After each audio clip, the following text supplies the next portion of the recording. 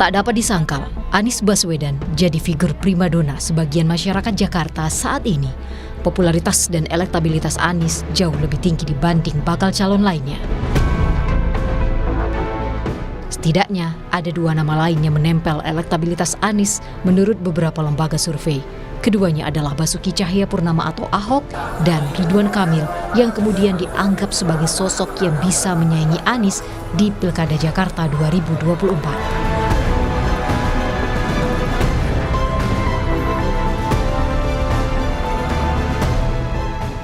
Hasil survei terakhir yang dirilis Indikator Politik periode 18 sampai 26 Juni 2024 menunjukkan elektabilitas Anies Baswedan di Pilkada Jakarta paling banyak disebut pada simulasi top of mind yaitu 39,7%, disusul Basuki Cahayapurnama atau Ahok 23,8% di posisi kedua dan Ridwan Kamil di posisi ketiga dengan 13,1%. Anies dengan pengalaman di Jakarta dan elektabilitasnya yang tinggi hingga saat ini masih menunggu siapa yang bakal jadi penantangnya di Pilkada Jakarta.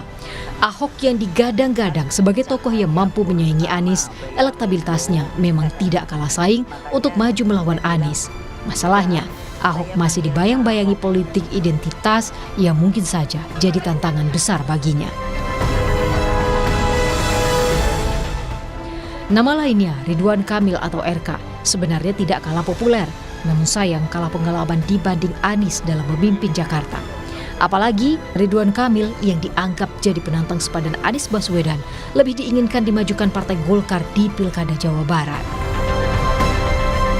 Kader Partai Golkar yang memiliki elektabilitas tertinggi, sehingga bisa mempermudah proses pencalonan dalam Pilkada tahun 2024. Survei terakhir dari kita juga kuat sekali keinginan masyarakat Jawa Barat yang menginginkan agar Pak Ridwan Kamil kembali dicalonkan menjadi Gubernur Jawa Barat. Meski demikian, Ridwan Kamil punya peluang untuk bersaing dengan Anies. Jika Ahok tidak maju di Pilkada Jakarta, diprediksi Ridwan Kamil akan dapat durian runtuh dari suara pendukung Ahok. Ya, Ridwan Kamil masih terbuka peluangnya, meskipun peluangnya tidak sebesar di Jawa Barat. Tetapi bukan berarti dia kartu mati di Jakarta, karena kemampuan Ridwan Kamil untuk menarik pendukung yang lain itu lebih kuat. Contoh yang paling jelas tadi, kalau Ahok tidak maju, itu Ridwan Kamil langsung dapat durian runtuh. Selisih dengan Anies jadi makin menipis. Keputusan Partai Nasdem mengusung Anies Baswedan di Pilkada Jakarta menjadikan Anies jadi sosok pertama yang punya tiket melaju di pemilihan Gubernur Jakarta. Dengan mengantongi 29 kursi DPRD, 11 dari Nasdem, dan 18 kursi dari PKS, Anies Baswedan sudah cukup mengantongi bekal dukungan sebagai syarat maju di Pilkada Jakarta dan jadi yang pertama pemilik tiket melaju di pemilihan Gubernur Jakarta. Sisa waktu sebulan menuju pendaftaran bakal Cagup-Cawagup pada 25 hingga 29 Agustus mendatang. Akankah nama Ridwan Kamil muncul sebagai kejutan yang akhirnya maju sebagai penantang Anies di Pilkada Jakarta November mendatang? Kita tunggu saja. Tim Liputan, Kompas TV, Jakarta. Anies Baswedan terus mengungguli sejumlah survei Pilkada Jakarta. Namun, elektabilitas Ahok dan Ridwan Kamil terus menempel Anies. Bahkan Ridwan Kamil berpotensi dapat durian runtuh jika Ahok tak maju. Akankah Anies akan berujung melawan Ridwan Kamil di Pilgub Jakarta? Kita bahas bersama Direktur Eksekutif Indikator Politik Indonesia, Burhanuddin Muhtadi. Selamat sore, Mas Burhanuddin. Terima kasih Mas sudah bergabung di Kompas TV untuk sore ini. Makasih undangannya, Mario. Siap Mas, ini Pilkada Jakarta menjadi salah satu kontestasi yang paling sering dibicarakan di pemilihan kepala daerah, di mana top of mind Anies masih menjadi yang terunggul dan juga ada Ahok dan juga Ridwan Kamil. Dari Indikator Politik Indonesia sendiri Mas, bagaimana melihat Anies masih menjadi champion, masih menjadi juaranya untuk pertarungan di survei ini? Ya sebenarnya tidak terlalu mengagetkan ya Anies memuncaki klasemen survei karena beliau pertama adalah incumbent 2017-2022 sebagai gubernur terpilih terakhir sebelum akhirnya maju dalam pentas Pilpres 2024 kemarin. Meskipun di Pilpres secara nasional kalah, di DKI Jakarta juga kalah tipis dibanding Prabowo Subianto. Tetapi setidaknya dia punya modal elektoral yang lebih tinggi dibanding nama-nama lain. Tetapi yang perlu dicatat, Mario, elektabilitas Anies ini tidak dominan.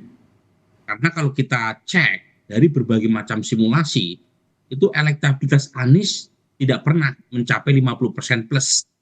Jadi paling tinggi sekitar 42% dalam simulasi 3 nama, yaitu Anies versus Ridwan Kamil versus Ahok.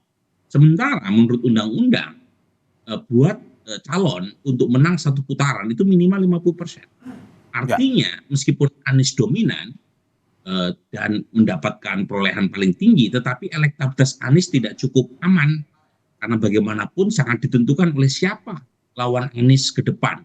Dan per hari ini belum tahu siapa nama definitif akan menjadi rival Anies di pilkada mendatang. Mas Burhan, tidak cukup aman kata kuncinya. Ada sisa waktu 1 bulan lagi jelang pendaftaran. Apakah mungkin elektabilitas Anies, Ahok, dan juga RK bisa berubah mendekati waktu pendaftaran nanti? Sangat mungkin. Per hari ini kan belum ada calon definitif ya. Kita perlu menunggu siapa yang akan diusung oleh koalisi yang akan memajukan calonnya di pilkada mendatang. Yang sudah hampir pasti Anies kemungkinan besar akan mendapatkan perahu. Nasdem sudah resmi mendeklarasikan Anies sebagai calon gubernur, kemudian PKS, tetapi PKS masih memasang syarat Anies harus memilih Sohibul Iman sebagai wagubnya kalau ingin maju melalui PKS. Tetapi yang kita tunggu adalah siapa calon gubernur yang diusung oleh koalisi Indonesia Maju. Nah, per hari ini Kim itu belum definitif karena ada tarik-menarik di internal koalisi Indonesia Maju terkait Ridwan Kamil. Jadi kalau misalnya Ridwan Kamil maju, kemudian Anies maju, Ahok maju, kemungkinan besar dari 3 nama ini yang lolos putaran kedua, karena tidak ada yang mencapai 50%, adalah Anies versus Ahok. Karena Ahok berada konsisten di peringkat kedua. Tetapi di putaran kedua, dengan asumsi Anies versus Ahok yang maju di putaran selanjutnya, itu Ahok dengan mudah dilibas oleh Anies. Karena suara Ridwan Kamil yang tidak lolos, pendukungnya cenderung lari ke Anies ketimbang ke Ridwan Kamil. Tapi kalau Ahok tidak maju, maka Ridwan Kamil yang akan dapat durian runtuh. Karena pendukung Ahok sekitar 32% itu mayoritas mutlak lari ke Ridwan Kamil. Jadi sebenarnya lawan terberat Anies itu bukan Ahok, tapi Ridwan Kamil. RK berpotensi dapat durian runtuh, Mas Burhan, jika Ahok tak maju. Tapi seberapa besar peluang Ahok tak maju di pilkada DKI Jakarta yang juga surveinya cukup tinggi sebenarnya? Sangat tergantung oleh PD Perjuangan. Jadi lagi-lagi kalau membaca survei jangan melihat di atas permukaan. Memang Ahok berada di peringkat kedua, tetapi selisihnya dengan Anies signifikan dalam berbagai simulasi. Apalagi kalau misalnya Ahok lolos putaran kedua, itu berat sekali buat Ahok untuk menang. Saya sendiri berharap Ahok mendapatkan keadilan. Saya termasuk orang yang mengagumi beliau, dan saya menyayangkan mengapa beliau terkena isu abad pertengahan, saya sebut demikian ya. Karena isu primordial dipakai untuk mengganjal seorang Ahok yang punya kinerja baik. Dan kita tahu bahwa Ahok juga mengatakan siap untuk maju pilkada 2024. Tapi masalahnya adalah yang tidak siap pemilihnya. Jadi pemilih di Jakarta itu masih terganggu oleh isu-isu primordial yang pernah terjadi beberapa tahun lalu. Dan ini yang membuatkan Ahok mengecil bahkan dibanding Ridwan Kamil sekalipun. Mas, tapi seberapa besar durian runtuh yang didapatkan oleh Ridwan Kamil jika pada akhirnya misalkan Ahok tidak maju? Apakah mungkin saingan RK versus Anies maju putaran kedua misalkan, ataupun head to head di putaran pertama akan mungkin bisa memenangkan RK mengejar Anies? Nah, data yang kami presentasikan kemarin sangat jelas, Mario. Jadi kalau misalnya kita cek dari semua simulasi hingga 3 nama, itu selisih Ridwan Kamil dengan Anies Baswedan itu kisaran 26-27% selisihnya ya dalam semua simulasi kecuali head to head. Tapi ketika simulasi head to head dilakukan Anies versus RK dengan asumsi Ridwan Kamil dengan asumsi Ahok tidak maju, itu selisih Ridwan Kamil langsung menipis dengan Anies Baswedan. Jadi suara Ahok itu langsung ngeblok ke Ridwan Kamil. Sehingga perbedaan antara Ridwan Kamil dengan Anies dalam simulasi head to head itu tinggal 11%. Dan jangan lupa Ridwan Kamil sampai sekarang belum bekerja, belum definitif juga. Karena partainya sampai sekarang masih mencoba mempertahankan Ridwan Kamil di Jawa Barat.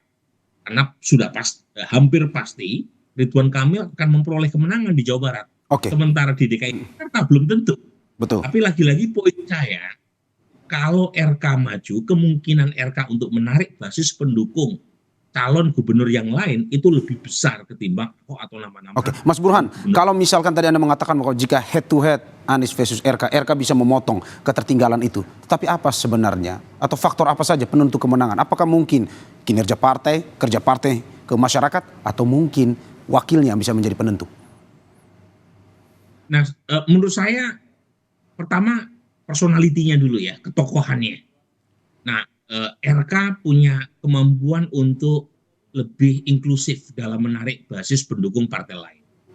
Itu yang pertama. Yang kedua, terkait dengan latar belakang RK juga, yang notabene adalah mantan gubernur provinsi besar, ya, yaitu Jawa Barat. Jadi tidak kalah profilnya dibanding Anies. Yang ketiga, kita tahu juga RK berasal dari partai besar, Golkar. Dan saat yang sama, kalau misalnya RK maju, didukung oleh koalisi yang terasosiasi dengan kekuasaan. Dan jangan lupa, ya, RK bagian penting dari kampanye Prabowo Gibran. Dan pada saat pilkada nanti, ya, itu dilakukan di saat Prabowo sudah menjadi presiden. Jadi kalau terjadi pertarungan antara Anies versus RK, itu big match. Nah, kalau terjadi Anies versus Ahok itu rematch. Jadi tergantung ya, meskipun lagi-lagi dalam konteks Anies versus Ahok, meskipun terjadi rematch, kemungkinan Ahok untuk menciptakan kejutan kecil. Tetapi kalau Anies melawan Ridwan Kamil, itu saya kira peluang siapa yang akan menang itu sangat ditentukan oleh kerja-kerja keras, baik cagupnya maupun tim sukses maupun partainya. Mas Burhan, kalau melihat wakil dari survei yang Anda lakukan, calon-calon wakil yang mungkin bisa menggenjot suara dari Ridwan Kamil, siapa sebenarnya dari survei yang dilakukan oleh indikator politik yang bisa berpasangan dengan Ridwan Kamil sendiri? Kalau kita lihat ya, nama-nama yang muncul sebagai pasangan, entah itu Anies, entah itu Ahok, entah itu Ridwan Kamil, kita punya banyak sekali simulasi pasangan. Ya. Misalnya Anies kita simulasikan dengan Andika Perkasa, kita simulasikan dengan Charles Honoris, kita simulasikan dengan Saiful Jarot, ya. Kemudian Ahok kita simulasikan dengan tokoh PKB Ida Fauzia, kemudian misalnya RK kita simulasikan dengan banyak nama. Itu nama-nama yang disimulasikan sebagai pasangan ketiga calon gubernur ini, itu umumnya itu belum memberi dampak elektoral apapun. Ya. Jadi semuanya masih bergantung pada elektabilitas calon gubernurnya. Jadi makanya saya mengatakan kalau secara personality, nama-nama bakal calon wakil gubernur yang beredar di elit atau media massa, itu nama-nama yang belum punya kontribusi elektoral. Yang menentukan adalah mesin partai. Jadi kalau misalnya nama tersebut punya mesin partai yang kuat, misalnya PKS atau PD Perjuangan, saya kira nama tersebut akan punya efek elektoral untuk membantu calon gubernurnya memenangkan pertarungan. Saya sebut dua partai ini karena partai ini, PKS terutama, adalah partai pemenang di Jakarta. Ya. Dan yang kedua, PKS itu menguasai kota-kota satelit di sekitar Jakarta. PKS menang di kota Bogor, di kota Bekasi, ya, di kota Depok. Ya. Jadi penting PKS ini. Jadi misalnya nama PKS mengajukan calon wakil gubernur yang tidak populer, tetapi mesin partainya bisa bekerja. Masalahnya bekerja untuk siapa? Dari data kita, Mario, ya, kalau PKS itu mengajukan calon wakil gubernur untuk Anies, itu efek elektoralnya lebih minimal buat Anies. karena basis konstituen PKS sudah memilih Anies. Ya. Jadi calon wakil gubernur yang diajukan PKS itu lebih berguna kalau misalnya PKS menyodorkan namanya, nama wakil gubernurnya untuk Ridwan Kamil. Ya. Tetapi buat Anies itu secara elektoral Anies tidak terlalu banyak mendapatkan manfaat karena basis pendukung Anies itu sudah banyak yang berasal dari konstituen PKS. Oke, Mas. Sementara untuk kebalikannya, untuk calon wakil gubernur dari PD Perjuangan itu lebih berguna untuk disandingkan ke Anies. Karena Anies kalah telak terutama di basis-basis PD Perjuangan di Jakarta seperti Jakbar dan Jakarta Utara. Oke, Mas, kalau melihat partai tadi Anda sudah menyinggung sedikit, kalau pada akhirnya Koalisi Indonesia Maju bersatu untuk mendukung Ridwan Kamil dan juga Presiden terpilih Prabowo Subianto memberikan dukungannya kepada Ridwan Kamil, apakah mungkin Ridwan Kamil akan suaranya akan semakin cair dan bisa di atas Anies? Ini namanya kemungkinan ada saja, tentu saja kemungkinan itu terbuka, Mario ya. Tetapi per hari ini Ridwan Kamil masih berada di bawah Anies. Datanya mengatakan demikian. Tetapi survei itu kan punya keterbatasan, hanya mampu memotret ketika data collecting itu dilakukan. Tetapi ke depan itu masih ada kemungkinan buat Ridwan Kamil untuk menciptakan kejutan menyalip Anies. Jangan lupa, saya sebut Anies tadi tidak dominan karena elektabilitasnya di kisaran 42%, paling tinggi dalam simulasi 36. Artinya Anies tidak melampaui 50% plus 1 untuk seorang calon gubernur yang berasal dari petahana. Anies ini sudah punya modal 5 tahun sebagai gubernur DKI Jakarta. Yang kedua, Anies sudah menjadi calon presiden 2024 dan kalah di DKI Jakarta. Jadi saya tekankan sekali lagi ya, di Pilpres 2024 Anies kalah di kandangnya sendiri di Jakarta. Meskipun kalahnya tipis, tapi tetap kalah. Artinya Anies juga nggak terkalahkan. Ya, jadi menurut Anda itu berefek juga, Mas Burhan ya? Menurut Anda itu berefek juga pada pilkada ini nanti ya, waktu kalah di Pilpres kemarin di Jakarta? Ya tentu saja, tetapi poin saya bukan itu, Mario. Poin saya, Anies itu tidak kuat-kuat amat. Tetapi untuk mengalahkan Anies juga tidak bisa mengajukan tokoh yang biasa-biasa saja. Butuh tokoh yang selevel dengan Anies. Nah, dari data kita temukan tokoh tersebut yang punya kemampuan dan level yang kurang lebih sama dengan Anies adalah Ridwan Kamil. Cuma masalahnya ini kan Ridwan Kamil itu masih dipertahankan oleh Golkar. Karena bagaimanapun Golkar tidak mau mengambil risiko membawa Ridwan Kamil ke Jakarta, sementara ya di Jakarta belum tentu menang melawan Anies. Sementara kalau dipertandingkan di Jawa Barat, buat Golkar itu lebih potensial menang dan surveinya juga mengatakan demikian. Beberapa waktu lalu kami merilis survei di Jawa Barat, Ridwan Kamil unggul. Nah, di situ ada tarik-menarik kepentingan antara Golkar dengan Gerindra. Karena kalau Ridwan Kamil dibawa ke Jakarta, kemungkinan besar yang memenangkan pertarungan di Jawa Barat adalah kader Gerindra. Namanya Deddy Mulyadi.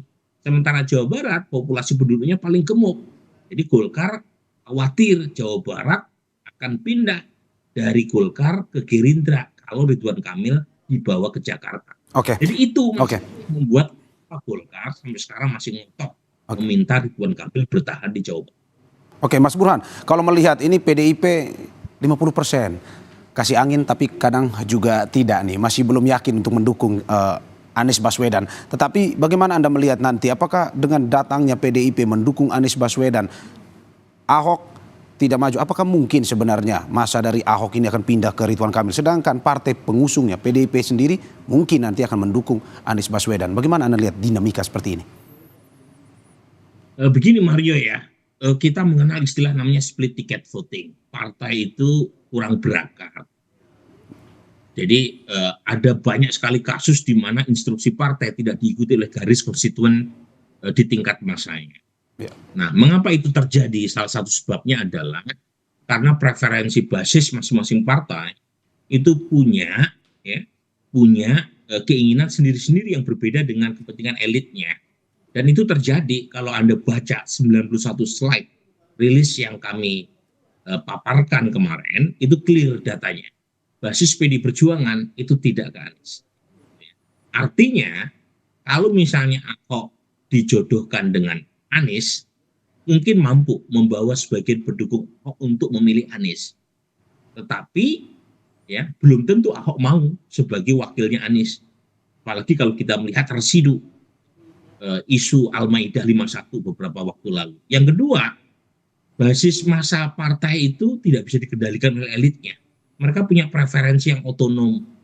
Dan jangan lupa, secara ideologis ada banyak rintangan yang membuat basis PD Perjuangan itu berpikir 1000 kali untuk memilih Anies Baswedan. Dan itu yang membuat dalam simulasi head to head, pemilih PD Perjuangan yang notabene pendukung Ahok terutama dari kelompok non-muslim dan pemilih muslim progresif itu cenderung larinya ke Ridwan Kamil. Ya. Karena suka tidak suka polarisasi 2017 itu sepertinya masih membekas. Dan itu yang membuat antara basis Anies atau basis Ahok itu seperti berbeda 180 derajat. Oke, Mas Burhan, terakhir, analisis Anda melihat dinamika politik Pilkada Jakarta yang masih cair seperti ini, akankah mungkin Anies akan head to head atau melawan dua pasangan calon dari survei indikator politik Indonesia? Sangat ditentukan oleh sikap PDI Perjuangan. Jadi kalau PDI Perjuangan itu mengatakan mendukung Anies, maka kemungkinan terjadi head to head. Tapi kalau PDI Perjuangan entah mengajukan calon sendiri atau punya eksperimen lain, kemungkinan terjadi 3 poros. Nah, pertanyaan yang penting untuk diajukan ke PDI Perjuangan, kalau misalnya mereka mengajukan calon sendiri, siapa kader mereka yang akan mereka usung? Karena PDI Perjuangan sendiri juga tidak cukup kursinya, hanya 15 kursi untuk bisa memajukan calon tanpa harus berkoalisi dengan partai lain. Kemungkinan besar PKB. Nah, masalahnya PKB juga pengen punya calon gubernur yang potensial menang. Dan karenanya ini sering disebut-sebut oleh PKB. Cuma PKB tidak mau wakilnya Anies berasal dari tokoh PKS. Jadi kalau misalnya PDI Perjuangan setuju dengan sikap PKB, maka PDI Perjuangan akan mendukung calon yang dianggap punya potensi menang. Dan itu hanya ada 2. Kalau nggak Anies, Ridwan Kamil. Ya. Nah, masalahnya Ridwan Kamil terasosiasi dengan kekuasaan, di mana PDI Perjuangan per hari ini itu masih menjaga jarak dengan kekuasaan. Ya, Jadi ini kompleksitas ini yang menurut saya kita perlu sabar menunggu sampai 1 bulan ke depan agar peta elektoral lebih bisa kita baca secara lebih baik. Oke, terima kasih Mas Burhan atas analisisnya dan kita tunggu terus dinamika politik Pilkada Jakarta yang masih sangat dinamis. Terima kasih sekali lagi Mas Burhan, sehat selalu.